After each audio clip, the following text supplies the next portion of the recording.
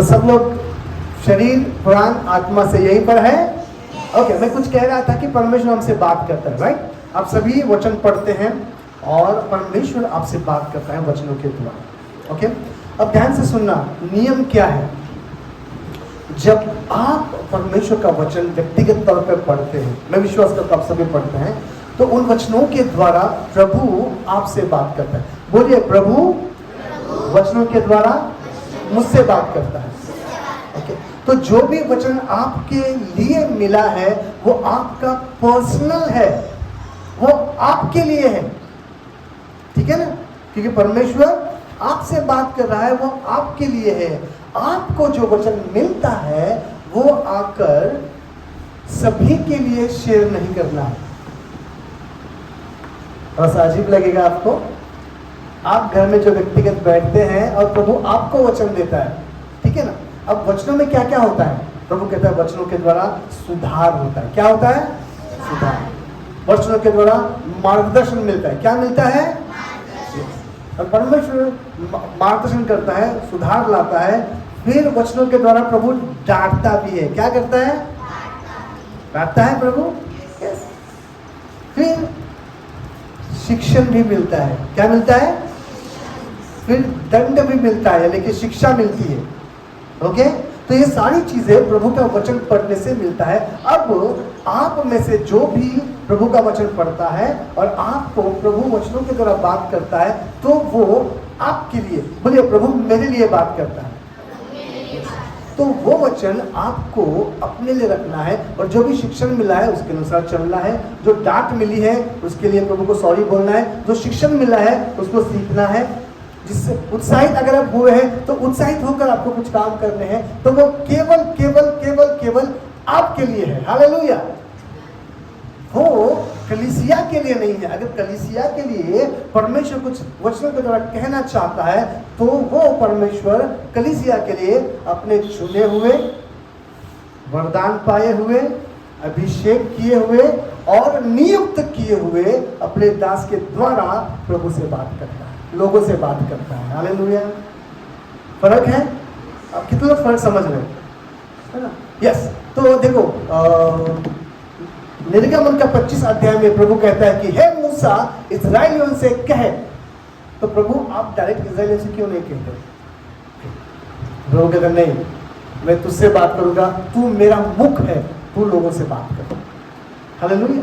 और मरियम कहती है, क्या परमेश्वर केवल मूसा से ही बात करता है, क्या हमसे बात नहीं करता? तो प्रभु बोलता, बोला मरियम को।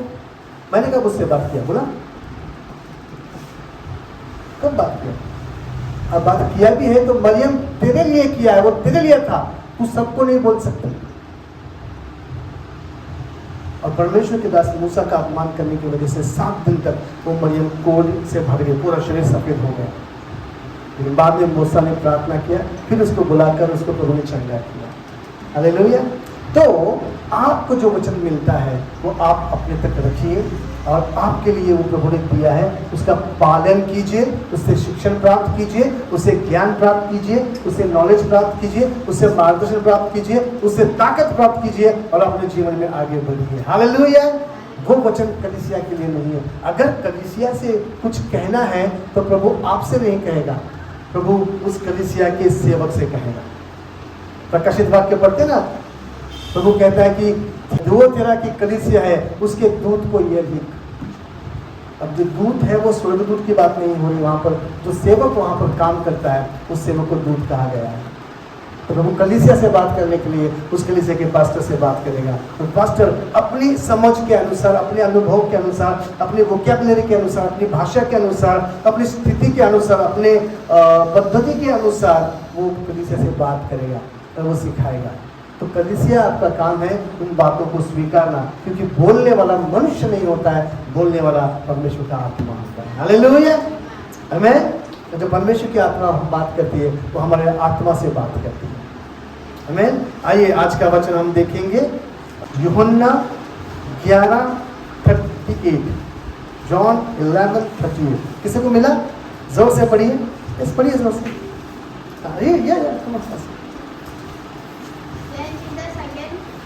Groaning in himself, came to the door. It was a gate.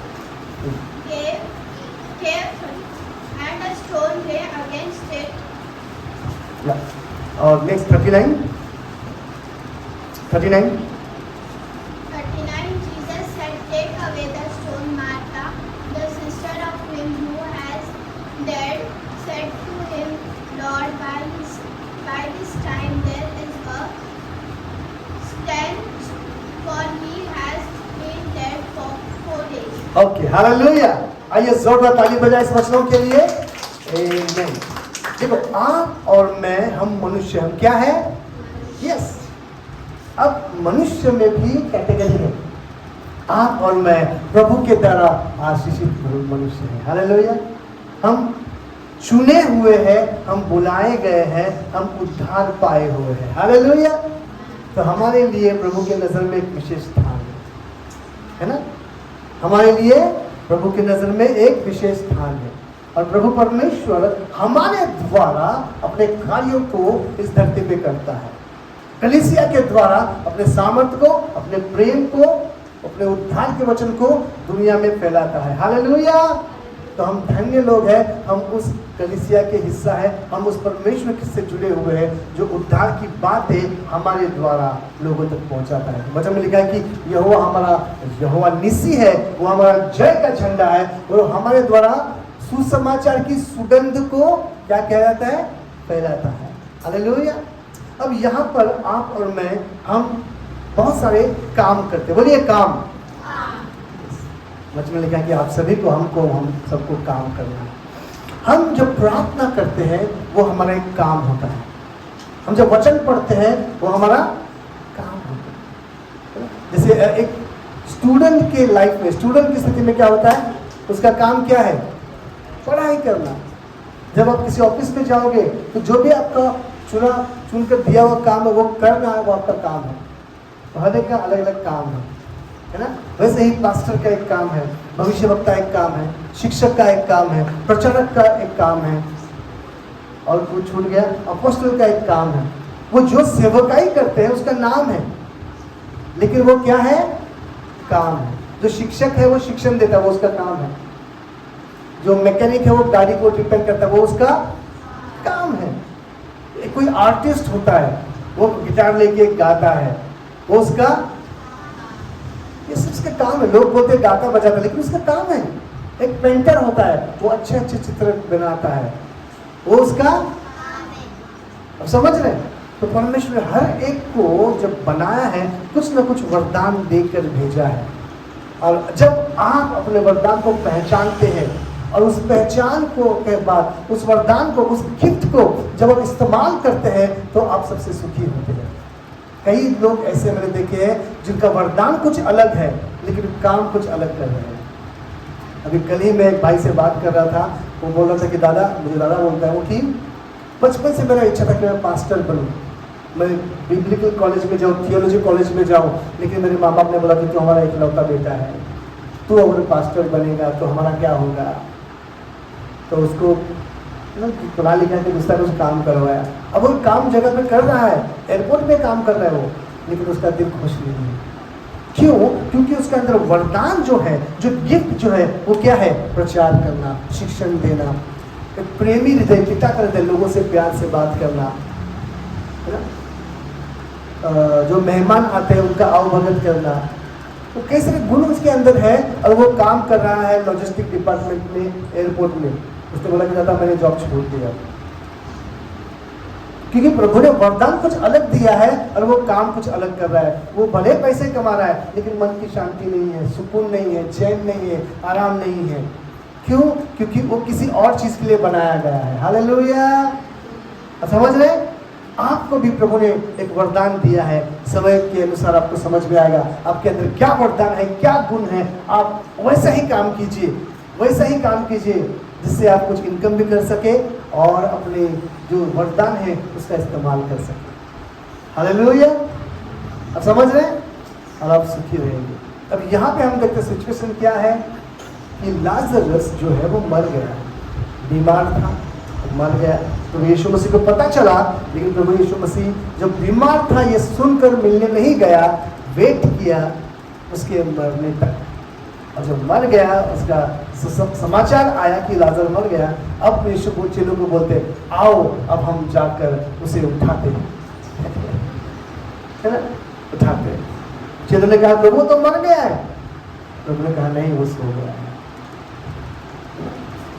प्रभु उस लाजर के कब्र के पास आते हैं, दुखी होते हैं, उदास होते हैं, क्योंकि उस समय वो परमेश्वर भी है लेकिन मनुष्य भी है। परमेश्वर के होने के नाते वो उस अभी मुर्दे में जान डालने वाले हैं, लेकिन उसके पहले मनुष्य होने के नाते वो उदास भी है।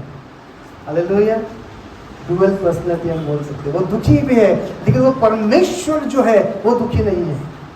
मनुष्य जो यीशु मसीह है वो दुखी है, क्योंकि जो परमेश्वर यीशु मसीह है वो भी जीवन देने वाला है। अब यहाँ पर हम देखते हैं, लिखा है कि यीशु मन में फिर बहुत ही उदास होकर कब्र पर आया। वह एक गुफा थी और एक पत्थर उस पर रखा था। यीशु ने कहा, पत्थर हटाओ। हालेलुया। अब ध्यान से सुनिए, प्रभु का वचन आज आपसे क्या कहना चाहता है। परमेश्वर ने कई सारे काम, बोलिए काम, वो आपके लिए रखे, वो प्रभु नहीं करेगा, आपके लिए रखे, है ना। अब यहाँ पर एक महान चिन्ह चमत्कार होने जा रहा है।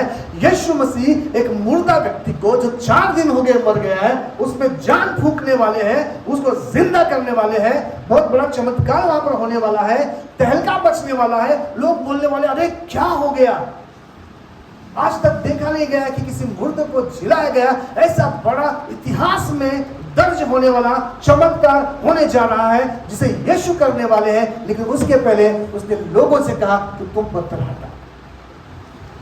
हालेलुया। आपके जीवन में कई सारी परिस्थिति हो सकती है जो मरने की दशा में हो। आपका भूतकाल आपको सता रहा है, बीमारी हो सकती है, गरीबी हो सकती है, कुछ श्राप हो सकता है, कुछ समस्या हो सकती है। ओके, बहुत सारी बातों से लोग गुजरते हैं। जैसे मैंने अभी इस भाई के बारे में कहा, ओके, कि उसकी इच्छा कुछ और है करने की और वो कुछ कर और रहा है और वो दुखी है। लेकिन परमेश्वर वो नहीं करेगा आपके जीवन में जो आपका करना है। हालेलुया।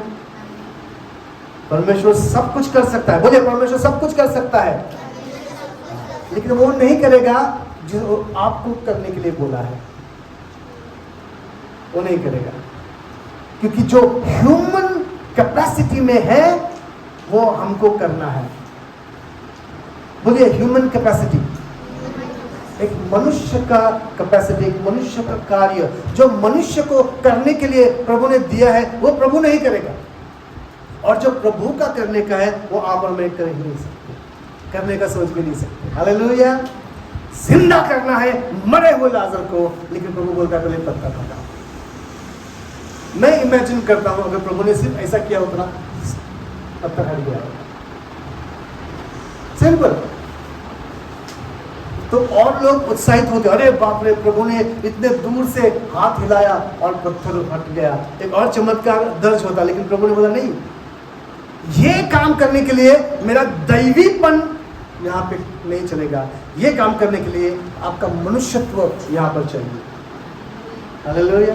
जो आप कर सकते हैं आपको करना है। कितने लोगों को बहुत बड़ा इंसान बनना है, अपने पढ़ाई लिखाई में आगे बढ़ना है, कितने लोगों को? यस, सबको। तो उस सब करने के लिए पढ़ाई करनी है। पढ़ाई कौन करेगा? यस, हमें। तो कई सारी बातें आपके लिए करने के लिए प्रभु ने छोड़ी है, बोला आप करो। हम जब करते हैं और हमसे नहीं होता है, प्रभु हमसे नहीं होता है, प्रभु बोलता है अब मैं करूंगा। हम सब कुछ प्रभु के हाथ में नहीं छोड़ सकते। सब कुछ प्रभु के अनुग्रह में करना है, प्रभु की दया में करना है, प्रभु के दिए हुए वचनों के ज्ञान के अनुसार करना है, लेकिन हमको करना है। हम सारी बातों को प्रभु के ऊपर नहीं डाल सकते, प्रभु संभाल लेगा। आपको बच्चे, जैसे मेरे 2 बेटियां हैं, मैं ये नहीं कह सकता कि प्रभु आपने मेरी बेटियां दी है, अब आप भी संभालें।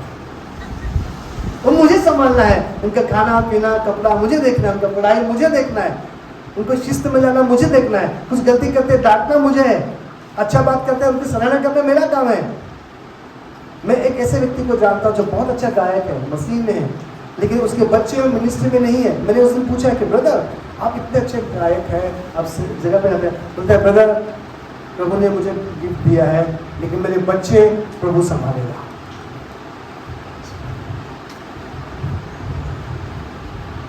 उनको गाना प्रभु सिखाएगा। नॉट पॉसिबल, नहीं होगा। प्रभु वरदान देता है, हालेलुया। कुछ वरदान ब्लड से आते हैं, डीएनए से आते हैं। जैसे मेरे साथ है, मेरे पिताजी एक हारमोनियम बजाने वाले थे, मेरे दादाजी तबला बजाते थे, उनके पिताजी मेरे ग्रेट ग्रैंडफादर वो एक शीघ्र कवि थे, वो गीत बनाते थे। तो वो मेरे परिवार में है, मेरे डीएनए में है और वही मेरे बच्चों में है। लेकिन मैं सिखाता हूँ, हालेलुया। तो मेरे बच्चे मुझे प्रभु ने दिए है, मेरा काम है उनको संभालना, उनको सिखाना, उनको समझाना, उनकी बढ़ोतरी देखना, उनका प्रोग्रेस देखना, वो मेरा काम है। अगर मैं प्रभु आपने दिया है आप ही संभालो, तो प्रभु नहीं संभालेगा। जो हमको करना है वो हमको करना है, हालेलुया। और जो हम नहीं कर सकते, जो हमारी कैपेसिटी के बाहर है, वो हमारा प्रभु करेगा, हालेलुया। ये बात आज सभी बच्चे लोग, हमें देखने और सुनने वाले सभी लोग जानना, जो भी वरदान प्रभु ने आपको दिए है उसे आपको चमकाना है। हमको निर्भर प्रभु पे रहना है, लेकिन हमको काम करना है, हालेलुया। मिल्खा सिंह को दौड़ने वाला बनना था। जो हिस्ट्री है उनकी मूवी में भी लिखा है, उनकी किताब में भी लिखा है। जब सारे जो सेना के लोग सोते थे, वो रात को उठकर दौड़ लगाते थे अकेले। क्यों? क्योंकि उनको देश को रिप्रेजेंट करना था, देश के लिए लड़ना था, देश के लिए दौड़ना था। मेहनत की उन्होंने और एक समय आया वो गोल्ड मेडल लाए। तो प्रभु ने वरदान दिया है, लेकिन चमकाना आपका काम है। आपके पास क्या वरदान है देखो, क्या आपको बनना है देखो, और काम करना शुरू करो। खाली हाथ नहीं बैठ सकते, आइडल नहीं बैठ सकते, क्योंकि समय वापस नहीं आता। कपड़ा खो गया दूसरा ले सकते हैं, शूज खो गया दूसरा ले सकते हैं, लेकिन समय कभी वापस नहीं आता। तो अभी समय है, पढ़ाई लिखाई का समय है, वचन पढ़ने का समय है, कुछ सीखने का। यहाँ पर इंस्ट्रूमेंट्स है, सीखो, प्रैक्टिस करो, और परमेश्वर आपके लिए मार्ग खोलेगा जो आप नहीं खोल सकते। बहुत बड़ा काम है एक लाजर को जो मरा हुआ है उसको जिंदा करना, और बहुत छोटा काम है पत्थर को हटाना। लेकिन प्रभु ने कहा तुम पत्थर को हटाओ। हम लोगों के लिए प्रार्थना करते हैं, प्रभु ने डिलीवरेंस मिनिस्ट्री दिया है, प्रभु ने जो अनुग्रह दिया है, जो अभिषेक दिया है, वो अभिषेक लोगों के पत्थरों को तोड़ता है। लेकिन उसके लिए मैं प्रार्थना करने वाला, मेरा काम है कि मैं उनके पास जाऊं, हालेलुया। और जो समस्या में है उनका काम है वो नम्रता से मुझे स्वीकारे। आप समझ रहे हैं? आप समझ रहे हैं? मेरा काम है प्रार्थना करना, भाई मैनुअल का काम है प्रार्थना करना। और प्रभु हम धन्यवाद करते हैं, हमने देखा है कि जब हम प्रार्थना करते हैं लोगों के लिए, लोगों के बंधन खुलते हैं, लोगों को चंगाई मिलती है, लोगों को शांति मिलती है। और ये प्रभु का काम है। प्रभु ने जो अभिषेक अनुग्रह दिया उसके द्वारा होता है। लेकिन जो समस्या में है, जो प्रश्न में, उसका भी एक काम है। उसका क्या काम है? कि वो हमारे लिए अपना दिल खोले, हमारे लिए अपना द्वार खोले। अगर वो हमको स्वीकार नहीं करेगा तो हम कितनी भी प्रार्थना करें उसका उत्तर नहीं मिलेगा, फिर कोई भी हो। हालेलुया। जब हम प्रार्थना करते हैं लोगों के लिए, सामने वाला व्यक्ति का काम है वो बोले आमीन। क्या बोले? इसका मतलब ऐसा ही हुआ, मैं आपसे सहमत हूँ, और तब बंधन खुल जाते हैं। यहाँ पर मुर्दे को जिलाना है, लेकिन अड़चन पत्थर है, जो प्रभु के लिए अड़चन नहीं है, लोगों के लिए। और प्रभु ने कहा इस पत्थर को हटाओ। आज आपके जीवन में कई सारे पत्थर हो सकते हैं, वो हटाना काम आपका है। हालेलुया। व्यक्तिगत आपका काम है हटाना। कुछ डाउट हो सकता है, उसे हटाइए। कुछ शक हो सकता है, उसे हटाइए। एक गलत विचार हो सकता है, उसे हटाइए। भूतकाल की बातों पर हम मंथन करते रहते हैं, उसको हटाइए। उसने ऐसा किया, उसने वैसा किया, हटाइए। हालेलुया। आपको करना। आलस है, उसको हटाइए। कुछ लोग बहुत ज्यादा हेल्दी होते हैं, पूरा चर्बी निकला हुआ है पेट का सब। आपका काम है, आप एक्सरसाइज करो, खाने पे कंट्रोल करो, वॉकिंग करो, एक्सरसाइज करो, स्विमिंग करो, तब वो हटेगा। अब प्रार्थना करोगे तो नहीं हटेगा। समझ रहे? कुछ बातें हैं जो प्रार्थना से होती है, कुछ बातें आपके कार्य से होती है। प्रभु ने आपको और मुझे दिया है वो काम करने के लिए। मतलब लिखा है कि आलसी दरवाजा कैसे अपने चूल पर घूमता रहता है, वैसे इधर से उधर घूमता रहता है, लेकिन वो भीख मांगेगा जब बाकी सारे लोग अपनी फसल काट रहे हैं, क्योंकि उसने सही समय पर काम नहीं किया। तो ये आपके लिए, मेरे लिए आज का प्रभु का वचन है, पत्थरों को हटाओ, खुद हटाओ। देखो मेरी क्या कमजोरी है, प्रभु के सामने लाओ, हटाओ। मेरे अंदर क्या प्लस पॉइंट है, प्रभु के सामने आओ, उसको आगे बढ़ाओ। जो प्लस है उसे आगे बढ़ाओ, जो माइनस है उसे निकाल दो। जिसको झूठ बोलने की आदत है, हटाओ, झूठ मत बोलो। नहीं हो सकता तब प्रभु से मांगो, प्रभु मुझे झूठ बोलना नहीं है, मुझे कंट्रोल कीजिए कि मैं सच बोलूँ। प्रभु मेरी जुबान का कंट्रोल कीजिए, मैं सच बोलूँ, और ट्राई कीजिए कि सच बोलूँ। धीरे धीरे झूठ बोलने की आदत निकल जाएगी। हालेलुया। किसी की चीज़ों को देखकर हमको लगता है कि मेरे पास होना चाहिए, छीना झपटी हम करते हैं, लेकिन प्रभु से कहिए, प्रभु मुझे नहीं करना है। प्रभु आपको आपकी वस्तु देगा, आपको मांगने की जरूरत नहीं, छीनने की जरूरत नहीं पड़ेगी। हालेलुया। प्रभु ने कहा पत्थर को हटाओ। बोलिए पत्थर को हटाओ, पत्थर को हटाओ। अगला वचन में लिखा दिखाया कि यीशु मन में फिर बहुत ही उदास होकर कब्र पर आया। वह एक गुफा थी। क्या थी? गुफा, एक केव थी। उस जमाने में वो गुफाओं में रखते थे। गुफा कैसे होती? अंधकार होता है। गुफा अंदर तक गहराई में होती है, वहाँ पे हवा का दबाव कम होता है। कई लोगों का जीवन ऐसा घुटन भरा है, अंधकार भरा जीवन है, घुटन भरा जीवन है, वहाँ पर घुट घुट के जीते। और मोस्टली क्या कारण होता है? पास्ट, ऐसा किया, वैसा किया, ऐसा बोला, वैसा बोला, वो हो गया। पत्थर को हटाओ। जैसे ही पत्थर हटाओगे उस गुफा में रोशनी आएगी। हालेलुया। यहाँ पर केस में क्या हुआ?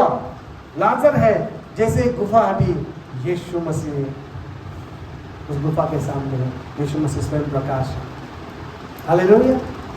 तो आपको जो करने के लिए प्रभु ने कहा है, प्रभु ने रखा है, प्रभु ने लिख के रखा है, प्रभु अपने दासों की तरफ बोलता है, उसे करो,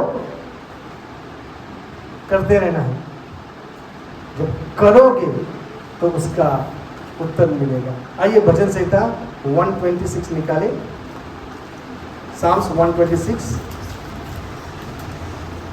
Thank you, Jesus. Verse 6, 126 and 5 and 6. Psalms 126 verse 5 and 6 मैं पढ़ रहा हूँ आपके लिए। जो आंसू बहाते हुए बोते हैं वे जय जयकार करते हुए लवने पाएंगे। हालेलुया। तो यहाँ पर एक किसान को दर्शाया गया है। एक किसान अपनी खेती में बीज बोता है। अब यहाँ पे लिखा है कि जो आंसू बहाते हुए बोते हैं। अब ये बीज हाथ में है, ये किसान आंसू क्यों बहा रहा है? हो सकता है बीज खरीदने के लिए पैसा नहीं है, उधार लिया है, ऋण लेकर इंटरेस्ट पे लिया है। अब वो खेत में बो रहा है, अब वो रो रहा है, वो कहता है कि प्रभु सही समय पर बरसात दे प्रभु। अगर सही समय पर बरसात नहीं आएगी तो ये बीज फलेगा नहीं प्रभु। वो अपना काम कर रहा है और वो प्रार्थना भी कर रहा है। हालेलुया। वो रोते हुए अपना बीज बोता है। फिर आगे क्या लिखा है कि वो जय जयकार करते हुए लवने पाएगा। लेकिन लवने पाएगा देखो, वो घास, जो धान है वो काटेगा। हालेलुया। भले रोते हुए काम करो, मत करो। समझ में आ रहा है? दुख होता है फिर भी काम करो। दुख होता है इसलिए काम नहीं करना गलत है। जो रोते हुए बोता है वो जय जयकार करते हुए कटनी काटेगा। हालेलुया। आगे वचन लिखा है कि चाहे बोने वाला बीज लेकर रोता हुआ चला जाए। बोलिए चला जाए। तो चला जाए इसका मतलब वो किसी स्थान पर आया है। पहले 5 वचन में क्या लिखा है? जो आंसू बहाते हुए बोते हैं। तो आप इमेजिन कीजिए, एक किसान है, उसके हाथ में क्या है? बीज है। बोलिए सभी लोग अपना राइट हैंड में ऐसा हाथ कीजिए। कमा, ये आपका बीज है। अभी 5वें वचन वाला किसान वो डायरेक्ट बीज बो रहा है। तो क्या कर रहा है? डायरेक्ट बीज बो रहा है, रो रहा है, उसको दुख हो रहा है, उसको तकलीफ हो रही है, धूप लग रहा है, हो सकता है उसके पास चप्पल नहीं है, कांटा चुभ रहा है ना, प्यास लगी है लेकिन पानी का बोतल कहीं और रखा है, वो बो रहा है, वो बो रहा है, तो वो बोलता है वंडरफुल वंडरफुल, उसके लिए एक रिवॉर्ड है। वो रिवॉर्ड क्या है? वो लिखा है कि वो जय जयकार करते हुए लवने पाए, जय जयकार करते, और वो फसल निकाले। फिर दूसरा एक किसान है, लिखा है चाहे बोने वाला बीज लेकर रोता हुआ चला जाए। अब ये जो किसान है 6वें वचन वाला, वो अपने हाथ में बीज लेकर परमेश्वर के भवन में आया है। कहां पर आया है? परमेश्वर के भवन में। उसने प्रार्थना की है, याजक से कहा है कि याजक मैं अपना बीज बोने जा रहा हूं, प्लीज इस पर आशीष मांगना। Can you imagine that? फिर वो याजक उस बीज के लिए प्रार्थना करता है, उसको आशीषित करता है, और फिर उस बीज को लेकर लिखा है कि चाहे बोने वाला बीज लेकर रोता हुआ चला जाए। अभी वो आशीषित हुआ है, बोलिए आशीषित हुआ है, लेकिन अभी जो आंसू है वो दुख के आंसू नहीं है, वो खुशी के आंसू। 5वें वचन का किसान जो है वो रोते हुए बो रहा है। परमेश्वर अन्यायी नहीं है, जो काम करता है उसको फल देता है, लेकिन 6वें वचन वाला किसान प्रभु के भवन में आकर बीज लेकर प्रभु के भवन में देता है, कुछ हिस्सा प्रभु के भवन में देता है। प्रभु का दास, प्रभु का याजक उसे आशीषित करता है। अब वो विश्वास के साथ खुशी के आंसू से वो जा रहा है। यहाँ पे क्या लिखा है? चला जाए। प्रभु के भवन से बीज पर आशीष लेकर खुशी के आंसू से चला जाए।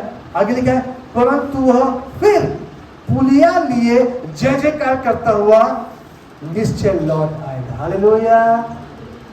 आप समझ रहे? 5वें वचन का किसान ने क्या किया?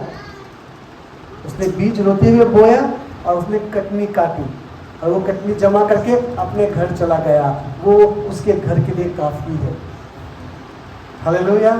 6वें वचन का किसान बीज बोने से पहले प्रभु के भवन में आया, प्रार्थना करवाई, आशीष मांगा, कुछ हिस्सा प्रभु के भवन में डाला, खुशी के साथ, विश्वास के साथ, वो खुशी के आंसुओं के साथ चला गया।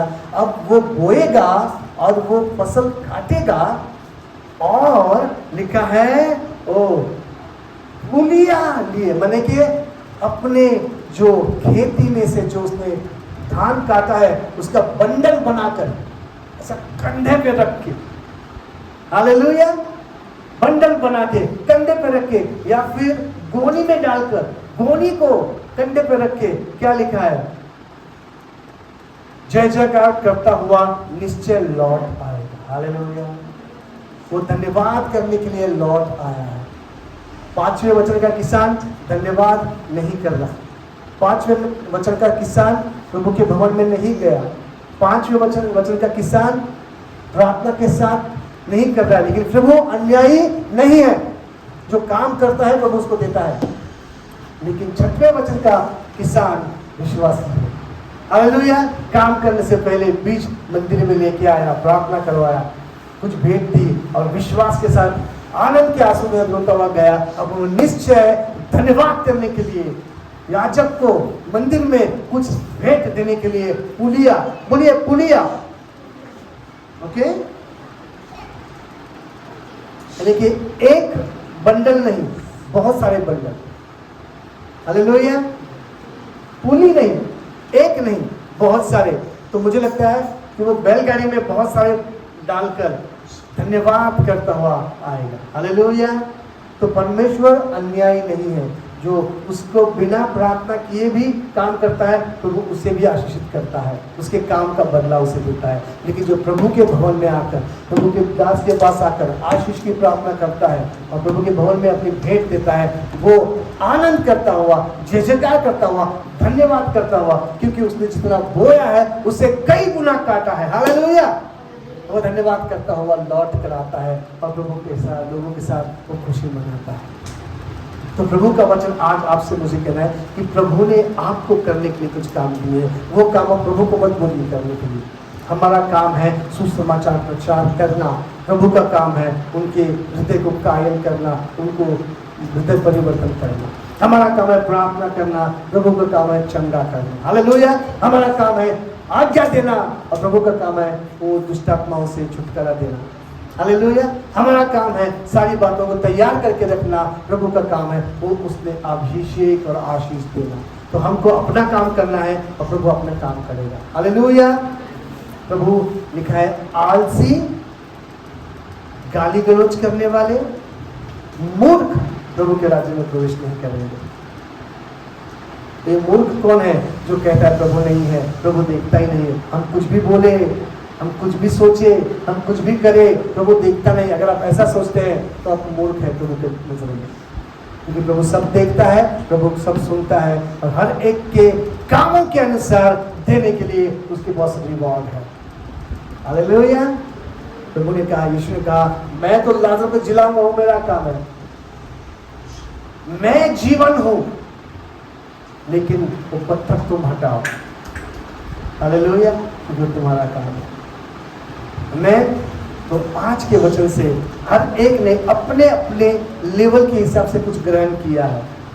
तो मैं धन्यवाद करता हूँ कि आपने जो भी ग्रहण किया है उस पर अमल करें और जो काम प्रभु ने आपको दिया है आपकी अवस्था के अनुसार, आपकी स्थिति के अनुसार, आपके एज के अनुसार आपको अपना काम ईमानदारी से, प्रेम से, शुद्धता से, पवित्रता से करना है। तो क्या होगा? अब आनंद के साथ जय जयकार करते हुए, पुलिया बांधे हुए, वो आशीषों के बंडल को लेकर प्रभु के भवन में आएंगे और सभी के साथ जय जयकार करेंगे। हालेलुया।